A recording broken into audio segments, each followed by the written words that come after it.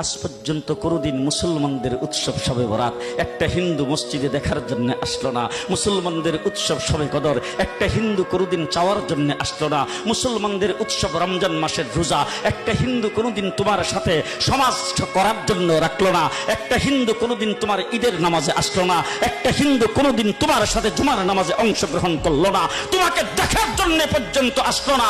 তার কারণ হলো হিন্দুরা মনে করে এটা মুসলমানের উৎসব, আর তুমি মুসলমান হইয়া হিন্দুর দুর্গা পূজায় কিভাবে গেলা? তোমার কি হয়ে গেল? তোমার কি লজ্জা শরম তুমি ধুয়ে ফেলে দিয়েছো? তোমার কি কোনো লজ্জা শরম নাই?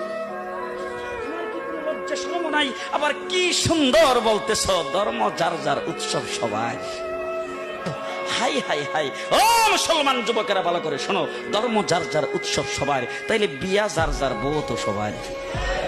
জি, বিয়ে যার যার বউ সবার, পুষ্কুনি যার যার মাস সবার, গাছ যার যার ফল সবার, ক্ষেত যার যার ফসল সবার, দোকান যার যার মাল সবার।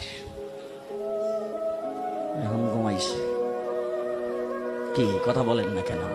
তাহলে আমার দোকানের মাল যদি আমার হয়, আমার ক্ষেতের ফসল যদি আমার হয়, আমার গাছের ফল যদি আমার হয়, আমার গাছের নারিকেল যদি আমার হয়, আমি বিয়ে করলে বউ যদি আমার হয়, মুসলমান আমার পুষ্কুনির মাছ যদি আমার হয়, তাইলে ধর্ম যার উৎসব তার।